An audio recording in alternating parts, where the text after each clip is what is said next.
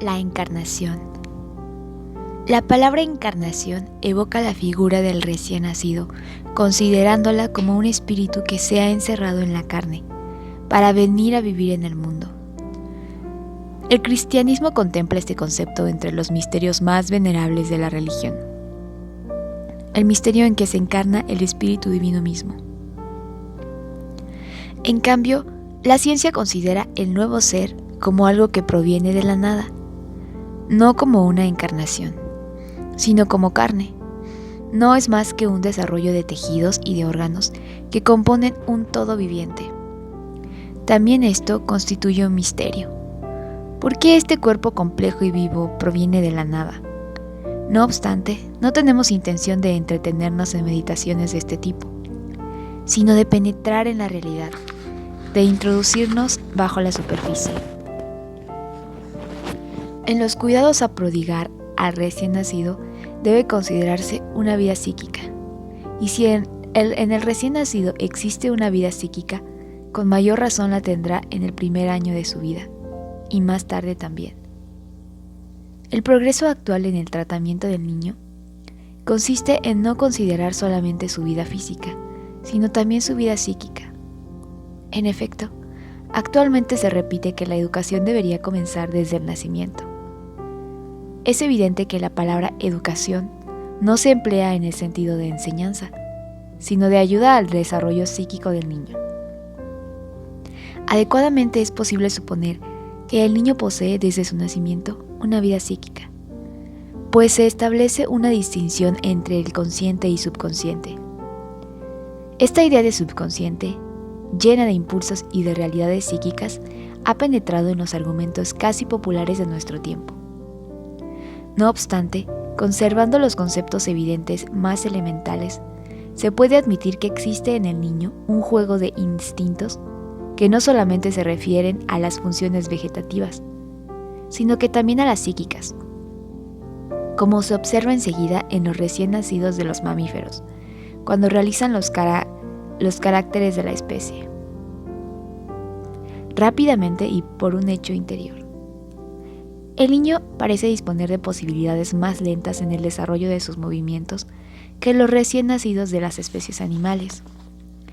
De hecho, mientras los órganos de los sentidos actúan desde el nacimiento, pues el niño al nacer es sensible bruscamente a la luz, al sonido, al tacto, etc., el movimiento está muy poco desarrollado.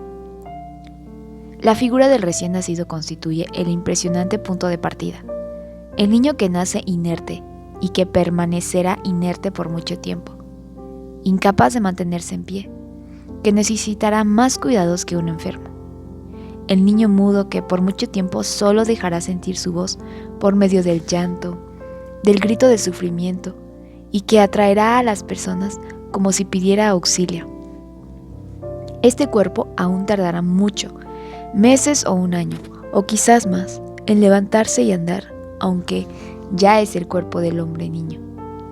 Y después de meses y años su voz será la de un hombre. Con la palabra encarnación queremos referirnos ahora a los hechos psíquicos y fisiológicos del crecimiento.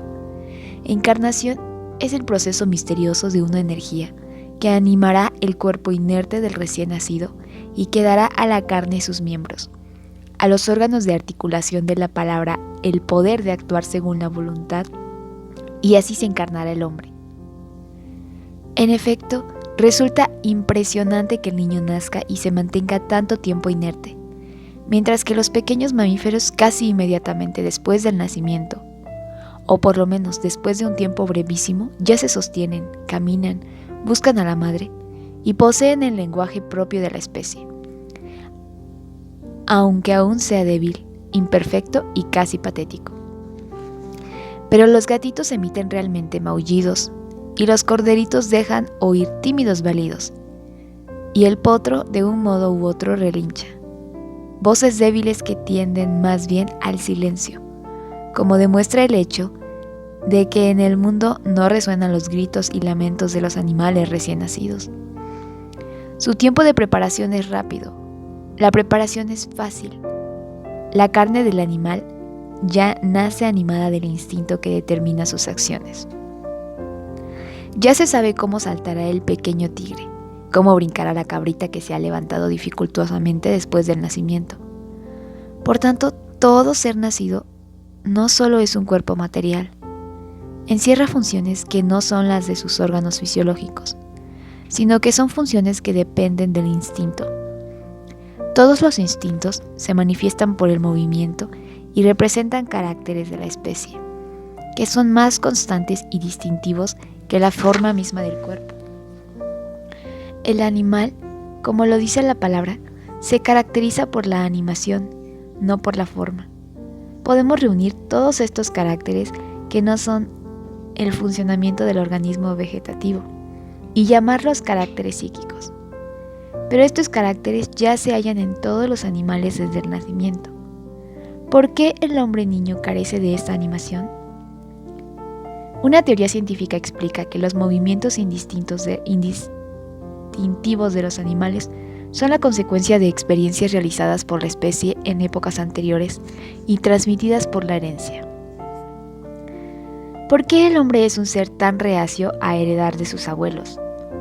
Sin embargo, los hombres siempre han caminado de pie y siempre han hablado un lenguaje articulado, transmitiendo esa herencia a sus descendientes. Sería absurdo pensar que el hombre, que se caracteriza y distingue de todas las demás criaturas por la grandeza de su vida psíquica, sea el único que no posee un proyecto de desarrollo psíquico. Bajo estas contradicciones debe ocultarse una verdad. El espíritu puede hallarse latente de un modo tan profundo que no se manifieste de la misma forma que el instinto de los animales, dispuesto a revelarse en sus acciones establecidas. El hecho de no hallarse movido por instintos guía fijos y determinados como el animal es un signo de una libertad de acción innata que requiere una especial elaboración, casi una creación que depende del desarrollo de cada individuo y que por tanto es imprevisible. Nos permitiremos recurrir a un símil bastante aproximado del argumento, el símil con los objetos que producimos. Hay objetos que se producen en serie. Todos son iguales entre sí y se producen en cadena, con un molde o una máquina. Y hay objetos que se fabrican a mano, lentamente, y que resultan todos distintos. El valor de los objetos fabricados a mano reside en que cada uno lleva la huella directa del autor, la huella de la habilidad de una bordadora o la huella de la habilidad de un genio. Si se trata de una obra de arte, se podría decir que la diferencia psíquica entre el animal y el hombre es esta. El animal es como el objeto fabricado en serie. Cada individuo reproduce rápidamente los caracteres uniformes de toda la especie. En cambio, el hombre es como el objeto fabricado a mano. Cada uno es distinto. Cada uno tiene un espíritu creador propio que lo convierte en una obra de arte de la naturaleza. Pero el trabajo es lento y prolongado. Antes de que aparezcan los efectos externos, existe un trabajo íntimo que no es la reproducción de un tipo fijo, sino que es la creación de un tipo nuevo. Y por ello constituye un enigma, un resultado sorprendente. Permanece oculto mucho tiempo, como ocurre con la obra de arte que el autor conserva en la intimidad de su estudio antes de exponerla en público. El trabajo a través del cual se forma la personalidad humana es la obra oculta de la encarnación. El hombre inerte es un enigma.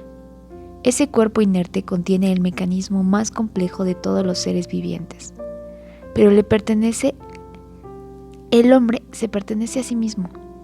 Debe encarnarse con ayuda de su propia voluntad. Lo que corrientemente se llama la carne es el conjunto de los órganos de movimiento denominados en fisiología músculos voluntarios. La palabra misma indica que son movidos por la voluntad, y nada puede indicar mejor el hecho de que el movimiento va unido a la vida psíquica. Sin los órganos, sin sus instrumentos, la voluntad no podría hacer nada. Si los animales careciesen de sus órganos de movimiento, a pesar de los instintos, y sea cual fuere la especie, no podría realizar nada. En su forma más perfecta, sobre todo en el hombre, los músculos son infinitamente más complejos y tan numerosos que los estudiantes de anatomía humana suelen decir: para acordarse de todos los músculos es necesario haberlos olvidado por lo menos 7 veces. Además, durante su funcionamiento, los músculos se asocian para desarrollar acciones complicadísimas. Algunos ejercen impulsos, otros toman una actitud pasiva, otros solo son capaces de ejercer una aproximación, otros un alejamiento. ¿Y cuántas funciones opuestas no se efectúan por contraste, sino por armonía? Una inhibición corrige un impulso y por eso siempre le acompaña. Un músculo que aproxima se halla articulado a otro que aleja. Son verdaderas asociaciones, es decir, grupos que se unen en movimientos únicos, y de este modo el movimiento puede complicarse hasta el infinito, como ocurre, por ejemplo, con los movimientos de un malabarista o los de la mano de un violinista, que puede imprimir al arco movimientos infinitesimales. Cada movimiento es una asociación de acciones opuestas. Cada modulación requiere la acción de casi un ejército que actúa simultáneamente a un ejército contrario, ambos hábilmente adiestrados hasta la perfección. No se ha confiado por completo en la naturaleza, pues se ha dejado la parte más alta, que es la constructiva y directriz, a la energía individual, energía que se sobrepone a la naturaleza y que es supernatural.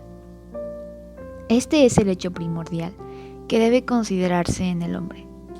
El espíritu humano animador debe encarnarse para actuar y abrirse paso en el mundo.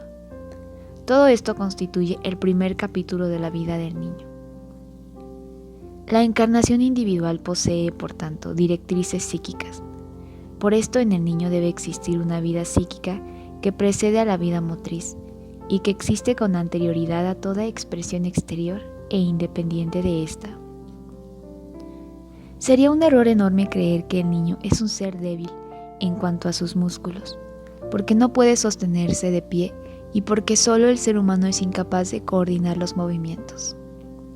La fuerza muscular del recién nacido es evidentísima en sus impulsos y en la resistencia de sus miembros. Nada es más perfecto que la difícil coordinación para chupar y deglutir, la cual se ejerce enseguida. La naturaleza pone a disposición del niño condiciones distintas de las de los animales recién nacidos. Deja el campo de los movimientos libres del absolutismo imperante de los instintos. Los instintos se retraen y los músculos esperan fuertes y obedientes. Una nueva orden. Esperan el grito de la voluntad para coordinarse al servicio del espíritu humano. Este ha de realizar los caracteres de un individuo anímico, no de una especie. Sin duda son los instintos de la especie que imprimen los caracteres fundamentales.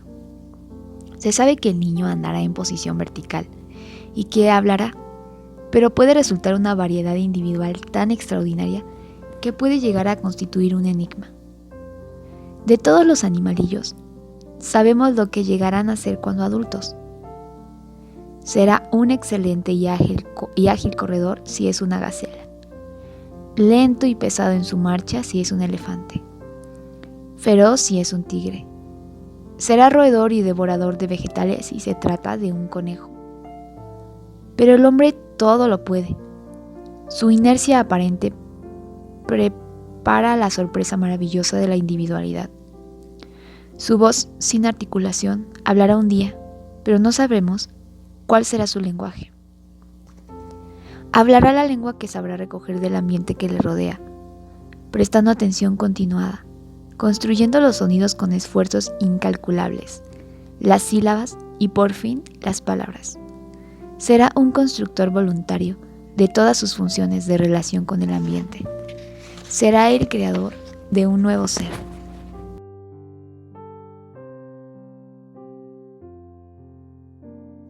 El fenómeno del niño inerte al nacer siempre ha dado lugar a reflexiones filosóficas, pero hasta ahora no había atraído la atención de los médicos, de los psicólogos y de los educadores.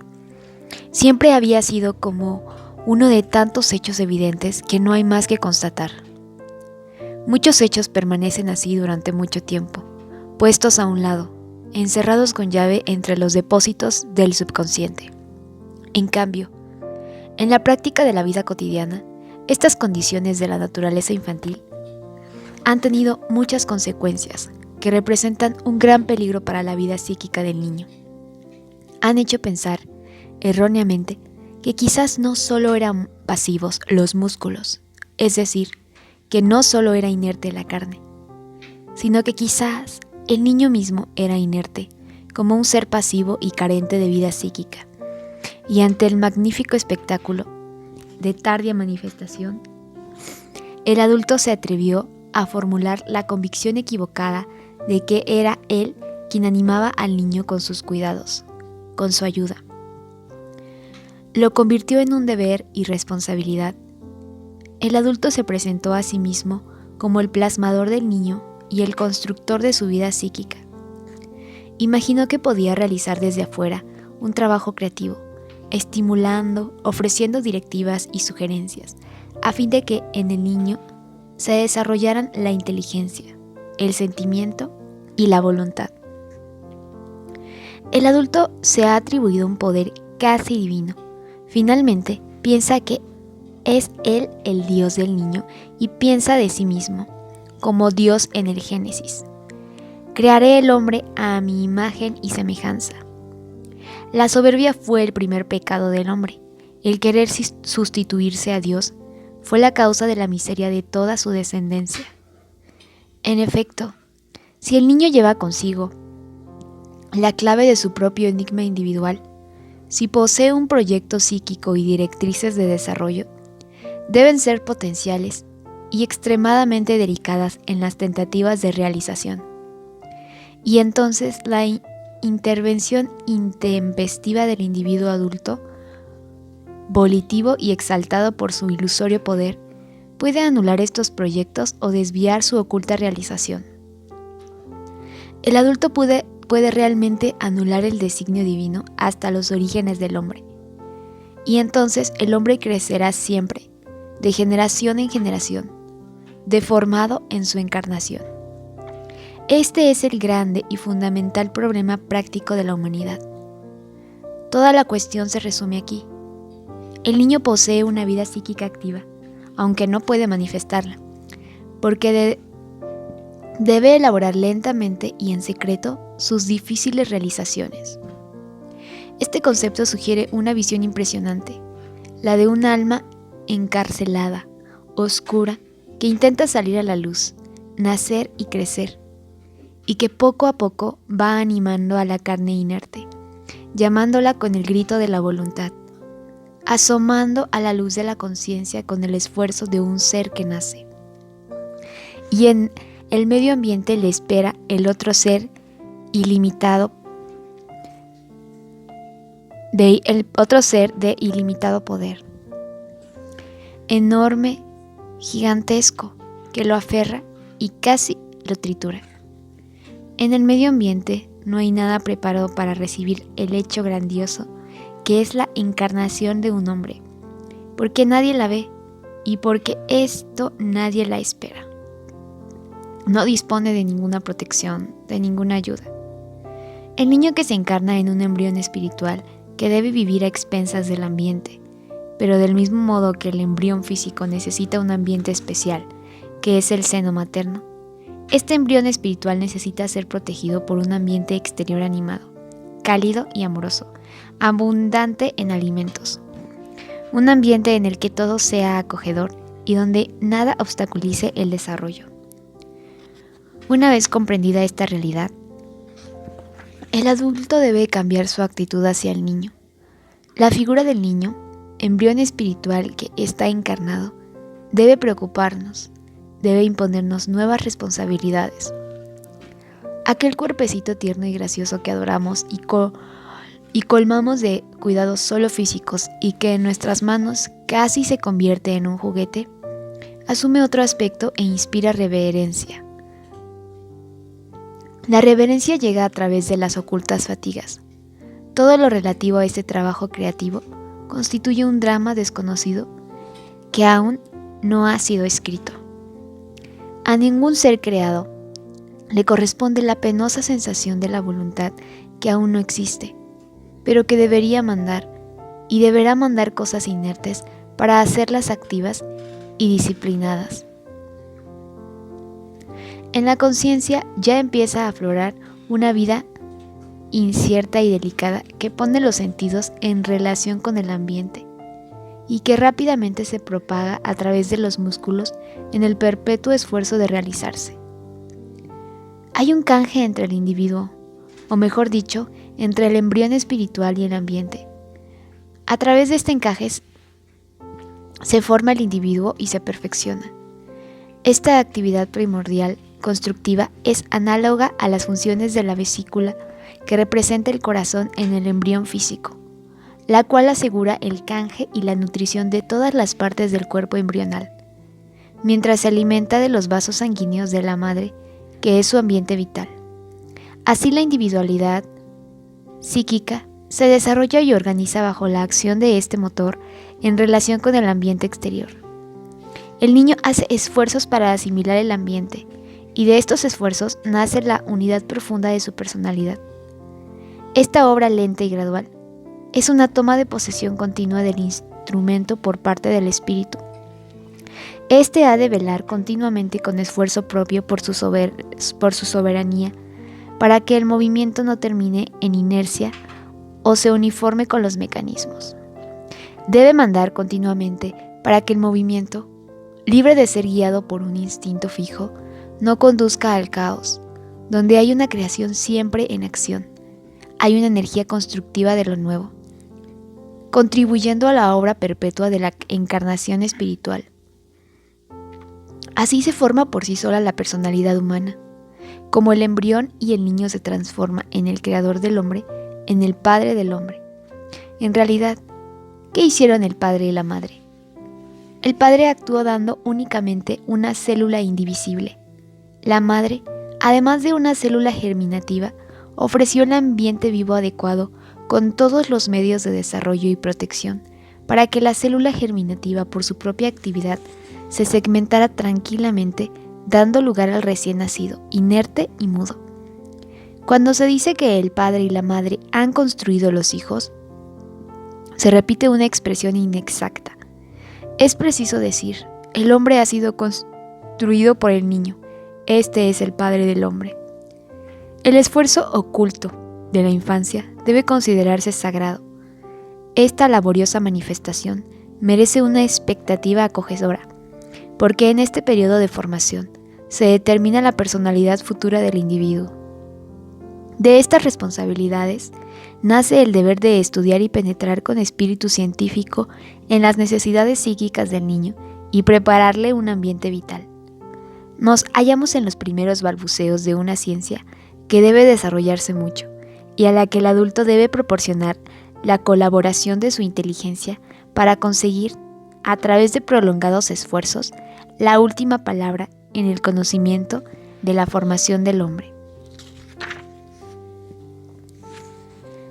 Las delicadas construcciones psíquicas. Los periodos sensitivos. La sensibilidad del niño pequeño, antes de que se haya animado de instrumentos expresivos, le conduce a una construcción psíquica primitiva, que puede permanecer oculta. Pero este concepto no corresponde a la realidad. Decir esto sería como afirmar que el niño recién nacido ya posee un lenguaje completamente formado en su interior, mientras que los órganos motores de la palabra son todavía incapaces de expresarlo. Lo que existe es la predisposición a construir el lenguaje. Algo parecido ocurre en cuanto a la totalidad del mundo psíquico, del cual el lenguaje es manifestación exterior. En el niño existe la actitud creadora, la energía potencial para construirse un mundo psíquico a expensas del ambiente. Para nosotros tiene especial interés el reciente descubrimiento de la biología relativo a los llamados periodos sensitivos, estrechamente relacionados con el fenómeno del desarrollo. ¿De qué depende el desarrollo? ¿Cómo crece un ser viviente? Cuando se habla de desarrollo, de crecimiento, se habla de un hecho que puede comprobarse exteriormente, pero desde hace muy poco tiempo se ha penetrado en algunas particularidades de su mecanismo interno. En los estudios modernos existen dos factores para penetrar en tales conocimientos. Uno es el estudio de las glándulas de secreción interna, las cuales se refieren al crecimiento físico y se han vulgarizado enseguida por su considerable influencia práctica en el cuidado de los niños. El otro es el de los periodos sensitivos, que permiten abrigar la posibilidad de comprender el crecimiento psíquico. El científico holandés Hugo de Vries descubrió los periodos sensitivos en los animales, pero fuimos nosotros, en nuestras escuelas, quienes hemos encontrado estos periodos sensitivos en el crecimiento infantil y los hemos utilizado para la educación. Se trata de sensibilidades especiales que se encuentran en los seres en evolución, es decir, en los estados infantiles, los cuales son pasajeros y se limitan a la adquisición de un carácter determinado. Una vez desarrollado este carácter, cesa la sensibilidad correspondiente. Cada carácter se establece con auxilio de un impulso, de una sensibilidad pasajera. Por consiguiente, el crecimiento no es algo impreciso, una especie de fatalidad hereditaria incluida en los seres es un trabajo minuciosamente dirigido por los instintos periódicos o pasajeros que impulsan hacia una actividad determinada que quizás es distinta de la que carecería al individuo adulto. Los seres en los que de Vries descubrió por primera vez los periodos sensitivos fueron los insectos, que tienen un periodo de formación muy conocido, porque experimentan metamorfosis que pueden observarse en laboratorios experimentales. Tomaremos como ejemplo el que cita de Vries, el de un humilde gusano que es la oruga de una vulgar mariposa. Se sabe que las orugas crecen con rapidez, alimentándose vorazmente, y que por tanto destruyen las plantas.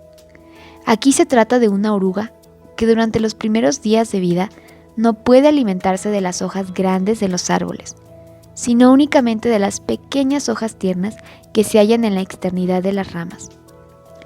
No obstante, el hecho es que la buena mariposa madre va por instinto a dejar los huevos precisamente en el punto opuesto, es decir, en el ángulo que forma la rama en el punto donde se infiere el tronco del árbol, para preparar a la descendencia un lugar seguro y resguardado. ¿Quién indicará a las pequeñas orugas apenas salidas del huevo que las hojas tiernas que necesitan se hallan en el ápice extremo y opuesto a la rama? Pero la oruga está dotada de una viva sensibilidad hacia la luz.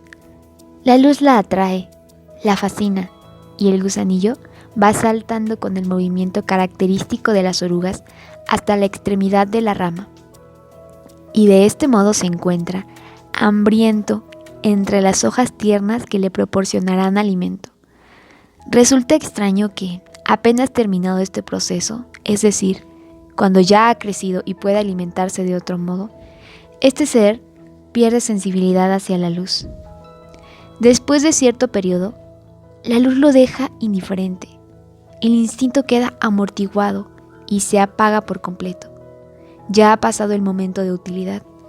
Y ahora la oruga camina por otros lugares para buscar otras realidades y otros medios de vida. La oruga no ha quedado ciega ante la luz, sino solo indiferente. Es una sensibilidad activa que, en un instante, transforma en una especie de faquires ayunadores a las larvas de las mariposas, que fueron tan voraces para destruir hermosas y robustas plantaciones. Para su ayuno riguroso, construyen una especie de sarcófago donde quedarán sepultadas como seres sin vida. Este trabajo es intenso e irresistible, y en este sepulcro prepararán al ser adulto provisto de alas brillantísimas, llenas de belleza y de luminosidad. Es sabido que las larvas de las abejas pasan por un periodo en que todas las hembras pueden llegar a ser reinas. Pero la comunidad elige a una de estas, y para ella, únicamente las obreras componen una sustancia nutritiva exquisita llamada por los zoólogos jalea real. Así, la elegida, a través de banquetes reales, llega a ser la reina de la comunidad. Si pasado algún tiempo se quisiera elegir otro individuo para el reinado y se le quisiera alimentar con el manjar más exquisito, no podría llegar a ser reina, porque ha perdido el periodo de voracidad, y por consiguiente, su cuerpo ya no posee la capacidad de desarrollarse. Esto permite comprender enseguida el punto esencial de la cuestión en relación a los niños. La diferencia principal consiste en un esfuerzo anímico que conduce al cumplimiento de actos maravillosos y espléndidos, y luego en una indiferencia ciega e inepta. En estos diversos estados, el adulto nada puede del exterior. Pero si el niño no ha podido actuar según las directivas de su periodo sensitivo, se habrá perdido la ocasión de una conquista natural y se habrá perdido para siempre. Durante su desarrollo psíquico, el niño realiza conquistas milagrosas. La costumbre de ver estas conquistas ante nuestros ojos cotidianamente nos convierte en espectadores insensibles. Pero ¿cómo se orienta el niño venido de la nada, en este mundo tan complicado? ¿Cómo consigue distinguir las cosas? ¿Y por qué extraño prodigio consigue aprender un lenguaje con sus particularidades más minuciosas, sin tener un maestro, sino simplemente viviendo? Viviendo con simplicidad, con alegría, sin fatigarse, mientras que un adulto para orientarse en un ambiente nuevo necesita tantas ayudas. Y para aprender una nueva lengua debe realizar áridos esfuerzos, sin conseguir nunca la perfección de la lengua materna, que se aprende en la edad infantil. Un niño aprende las cosas en los periodos sensitivos, que se podrían parangonar a un faro encendido que ilumina interiormente, o bien a un estado eléctrico que da lugar a fenómenos activos. Esta sensibilidad permite al niño ponerse en contacto con el mundo exterior de un modo excepcionalmente intenso, y entonces todo le resulta fácil, todo es entusiasmo y vida. Cada esfuerzo representa un aumento de poder. Cuando en el periodo sensitivo ya ha adquirido unos conocimientos, sobreviene el torpor de la indiferencia, la fatiga.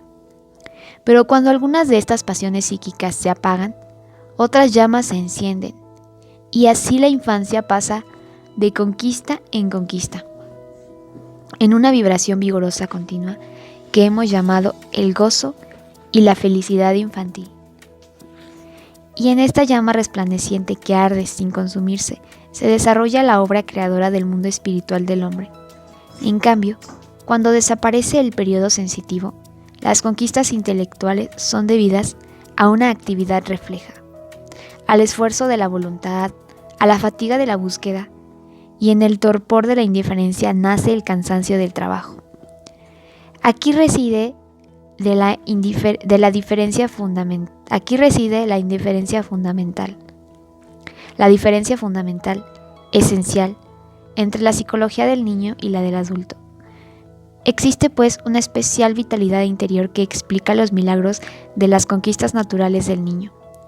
Pero si durante la época sensitiva un obstáculo se opone a su trabajo, el niño sufre un trastorno o incluso una deformación, y este es el martirio espiritual que aún desconocemos, pero que casi todos llevamos dentro en forma de estigmas inconscientes.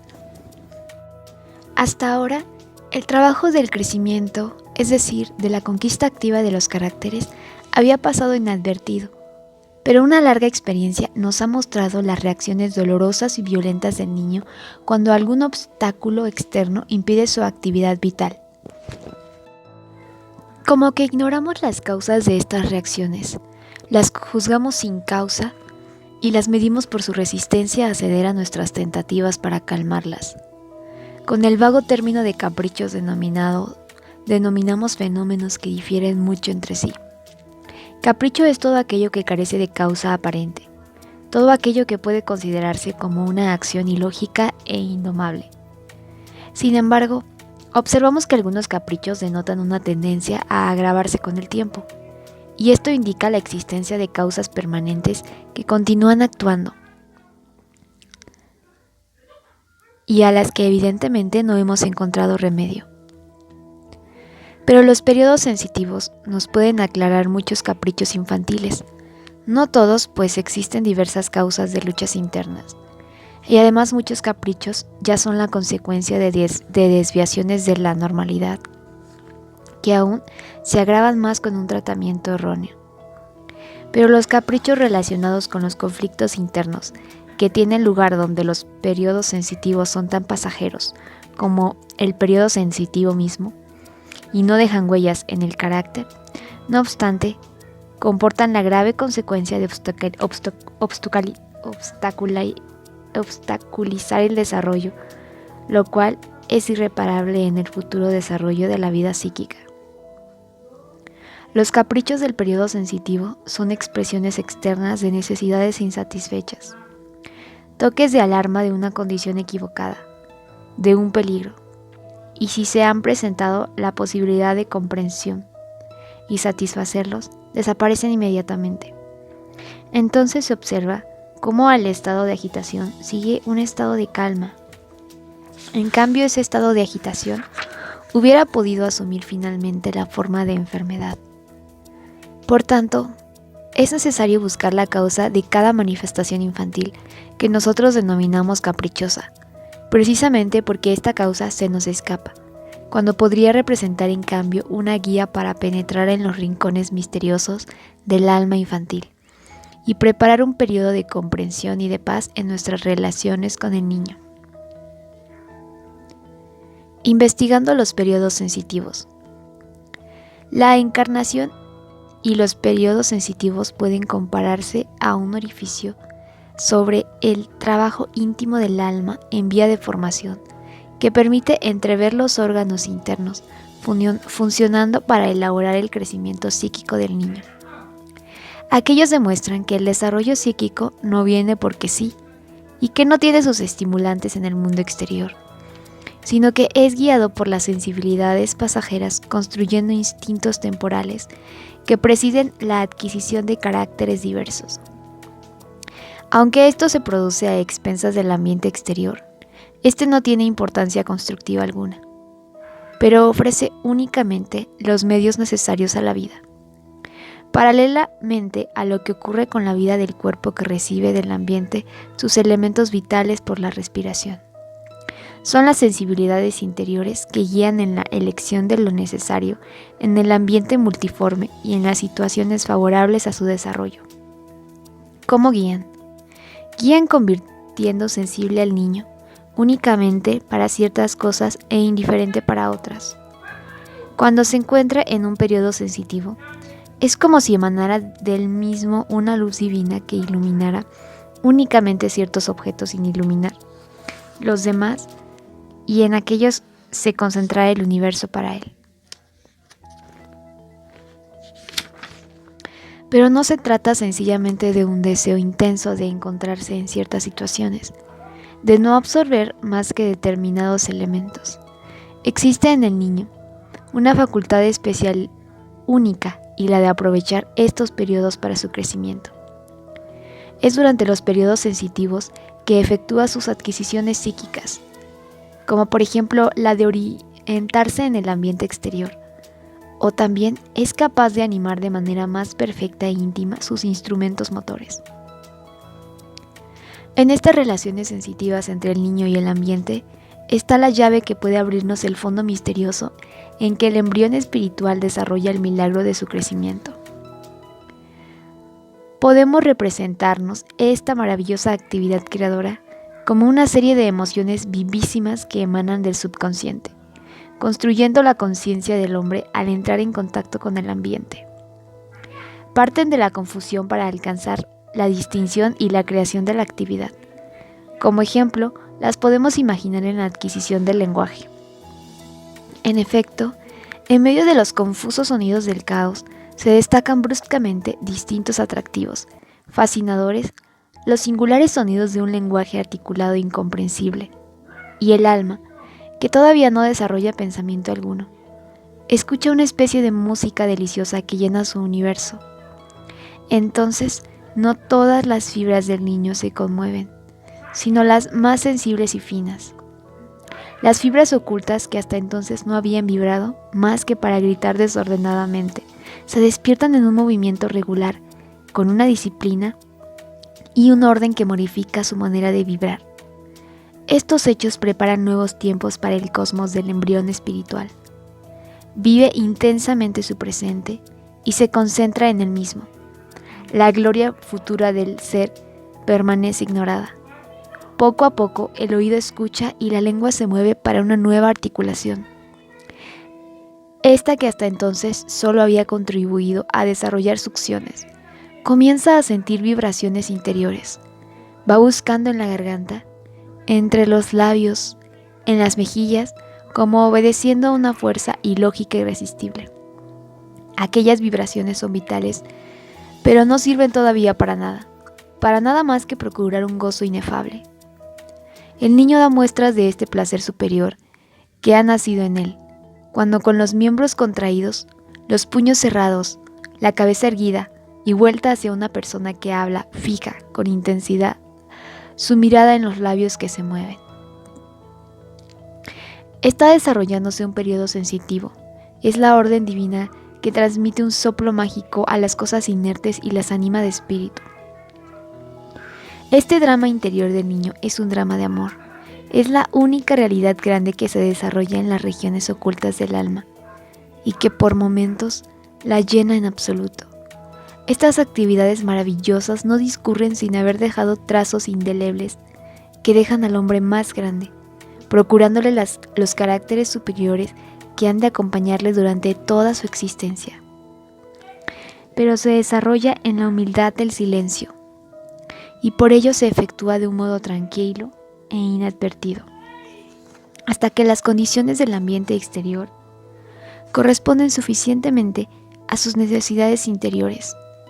En la elaboración del lenguaje, por ejemplo, que es una de las actividades más difíciles y que corresponde a la intensidad máxima de los periodos sensitivos del niño, permanece en secreto, porque el niño siempre encuentra a su alrededor personas que hablan y que le ofrecen los elementos necesarios para su construcción. Lo único que nos permite apreciar desde el exterior el estado de sensibilidad del niño es su sonrisa, su gozo exuberante cuando llega a articular algunas palabras cortas, claras, de modo que le permite distinguir los sonidos, como se distinguen las campanas sonoras de las campanas de una catedral, o cuando se ve al niño calmarse en una actitud de beatitud, cuando al anochecer el adulto le canta las notas armoniosas de una nana, repitiendo siempre las mismas palabras. En estas delicias abandona el mundo consciente para entrar en el imperio de los sueños maravillosos. Nosotros lo sabemos y por ello repetimos al niño aquellas palabras cariñosas, para recibir, en cambio, su sonrisa angelical llena de vida. Es por esto que desde los tiempos inmemorables, las personas acuden al anochecer cerca del niño que grita pidiendo palabras y música, con la misma ansiedad del ser que, expirando, pide auxilio y consuelo. Estas son pruebas verdaderamente positivas de la sensibilidad creadora, pero existen otras pruebas mucho más visibles que, sin embargo, tienen una significación negativa. Es cuando en el ambiente se presenta un obstáculo que se opone al funcionamiento interior y oculto del niño, desviándole y deformándole. Entonces, la existencia de un periodo sensitivo puede manifestarse con reacciones violentas, con desesperaciones que consideramos absurdas y que calificamos de caprichos. Los caprichos son la expresión de una perturbación interna, de una necesidad no satisfecha, que crea un estado de tensión. Representan un intento del alma para reclamar, para defenderse. Se manifiestan por un momento de actividad inútil y desordenada que podría compararse en el campo físico a aquellos estados febriles que atacan a los niños de modo imprevisto, sin que correspondan a una causa patológica proporcionada. Es sabido que es propio del niño la particularidad de sufrir temperaturas elevadísimas para pequeñas enfermedades que no alterarían el estado normal del individuo adulto. Una especie de fiebre fantástica que desaparece con la misma facilidad con que apareció. Pues bien, en el campo psíquico pueden producirse agitaciones violentísimas por causas nimias en relación con la sensibilidad excepcional del niño. Siempre se han observado estas reacciones. Los caprichos infantiles se presentan ya desde el nacimiento y han sido considerados como una prueba de perversidad innata del género humano. Pues bien, si cada alteración de funciones se considera como una enfermedad funcional, también se ha de clasificar como enfermedades funcionales las alteraciones que se relacionan con la vida psíquica. Los primeros caprichos del niño son las primeras enfermedades del alma. Estas fueron observadas porque los hechos patológicos son los primeros que se perciben. La calma nunca plantea problemas y obliga a la reflexión. Son los desórdenes que nos obligan a ello. Las cosas más aparentes de la naturaleza no son sus leyes, sino sus errores. Así nadie se da cuenta de los signos exteriores, imperceptibles que acompañan a las obras creadoras de la vida, ni a las funciones que las conservan. Los fenómenos de la creación, como los de la conservación, permanecen ocultos. Ocurre tanto con las cosas vitales como con los objetos que fabricamos. Una vez terminados se colocan en escaparates, pero los laboratorios están cerrados al público, aunque constituyen la parte más interesante. Así, el mecanismo de los diversos órganos interiores en el funcionamiento del cuerpo sin duda es admirable, pero nadie lo ve, nadie lo observa. El mismo individuo que posee estos órganos portentosos y que vive gracias a los mismos, ni siquiera recuerda su organización admirable. La naturaleza trabaja sin hacerlo saber a nadie, como se describe en la caridad cristiana, que tu mano derecha no sepa lo que hace la izquierda. Este equilibrio armonioso de energías combinadas lo llamamos salud, normalidad. Salud es el triunfo de todos sus detalles, el triunfo del fin sobre las causas. Pero nosotros comprobamos objetivamente todos los detalles de las enfermedades, mientras que las laboriosas maravillas de la salud pueden permanecer ocultas. En realidad, en la historia de la medicina, las enfermedades han sido conocidas desde los tiempos más remotos.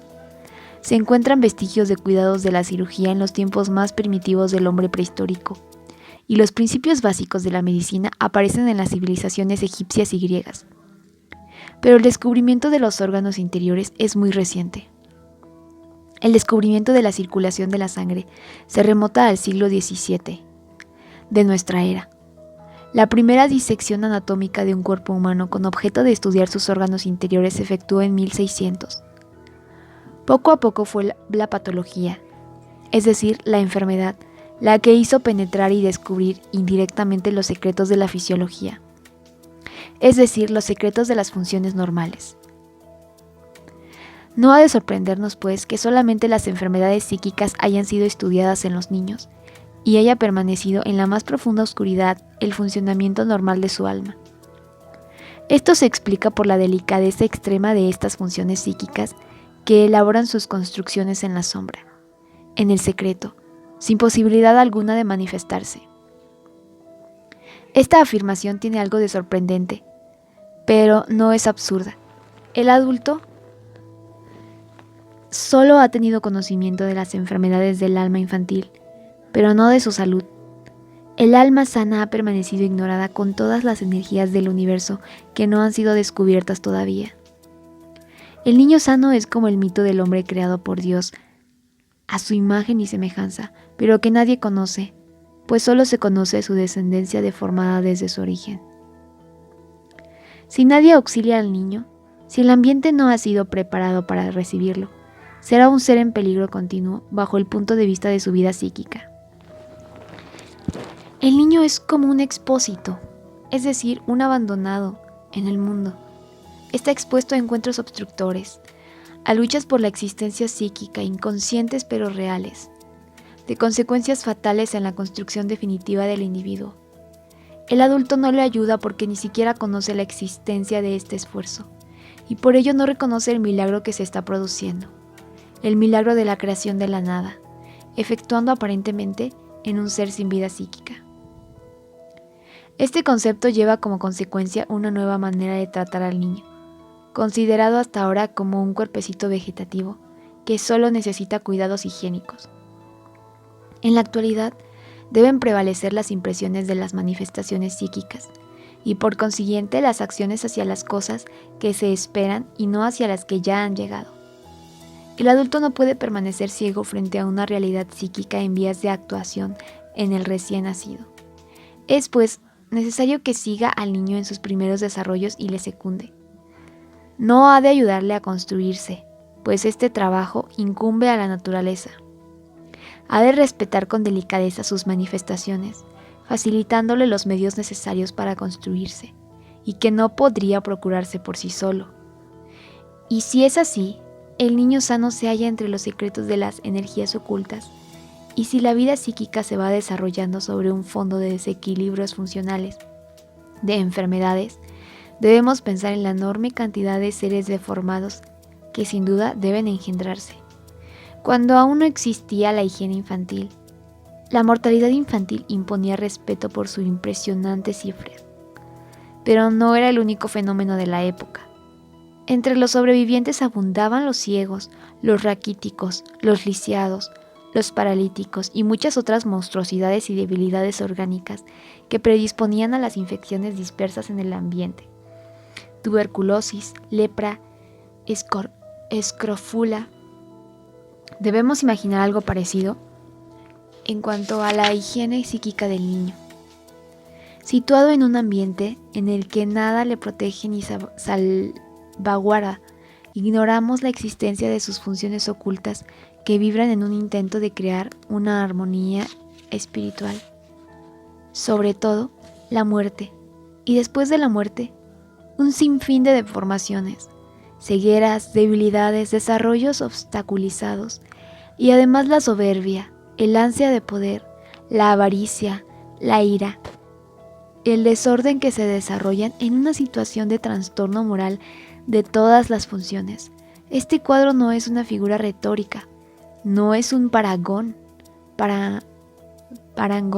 solo es la terrible realidad del presente espiritual descrito con las mismas palabras de un reciente pasado físico. Algunas causas, por pequeñas que sean, si actúan en el origen de la vida pueden comportar las más profundas desviaciones. Y el hombre crece y madura en un ambiente espiritual que no es el suyo. Como dice la tradición, el hombre vive tras haber perdido el paraíso de su vida. Observaciones y ejemplos. Para demostrar la existencia de la vida psíquica en el niño pequeño, no es posible recurrir a experimentos científicos, como se efectúa en la psicología experimental y como han intentado algunos psicólogos modernos que han sometido los estímulos sensibles del niño a la experimentación, procurando atraer su atención y esperando cualquier manifestación motriz que represente una respuesta psíquica. Nada podrá probarse en la edad comprendida dentro del primer año de existencia, aun cuando ya exista una relación espiritual con los órganos de movimiento, es decir, que la animación o encarnación ha de encontrarse ya en vías de desarrollo. Mientras, es necesario que exista una vida psíquica, aunque sea embrional, preexistente a cualquier animación del movimiento voluntario. Pero la primera animación procede de un sentimiento.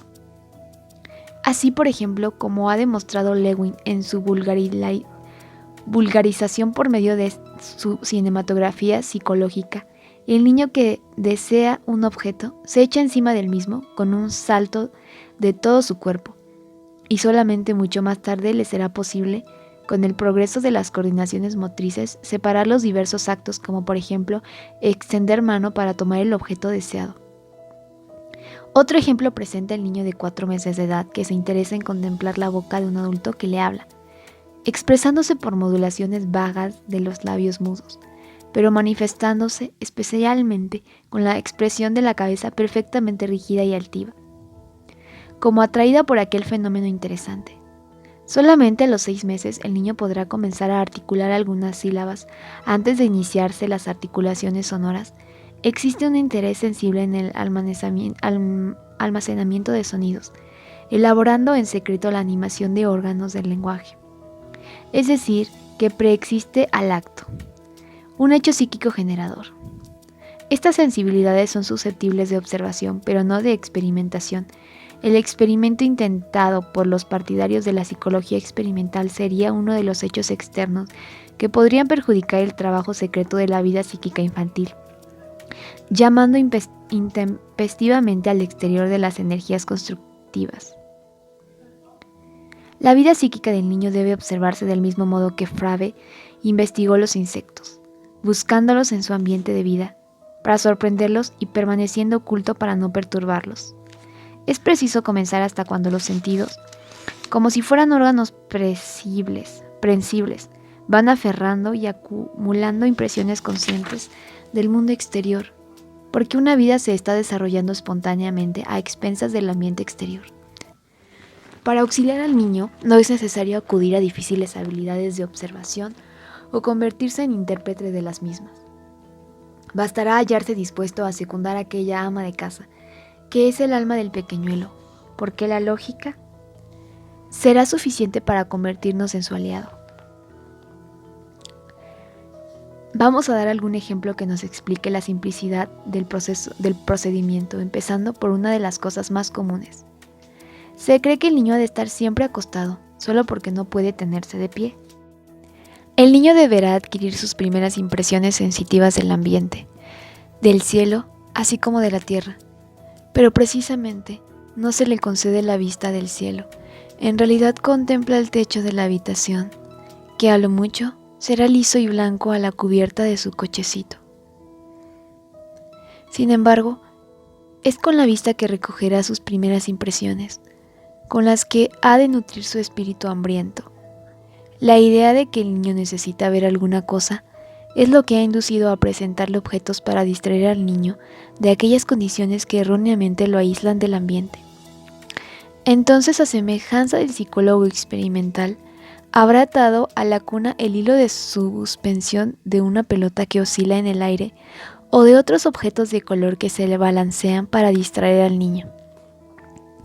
El niño ávido de recoger las imágenes del ambiente sigue aquella pelota o aquellos objetos que se balancean delante de sus ojos y se ve obligado a seguirlos con la mirada, pues no puede mover la cabeza todavía, retorciéndose en un esfuerzo contra la naturaleza. Y este esfuerzo deformante es debido a la posición grosera y artificial en que se encuentra, tanto respecto al objeto como al movimiento de este objeto. Bastaría levantar al niño, apoyándolo en un plano ligeramente inclinado para que pudiera dominar el ambiente de la habitación. Pero mejor sería colocarle en un jardín, donde pueda seguir las suaves ondulaciones de las ramas en flor, las brillantes flores esparcidas a su alrededor, los pajarillos saltando y corriendo.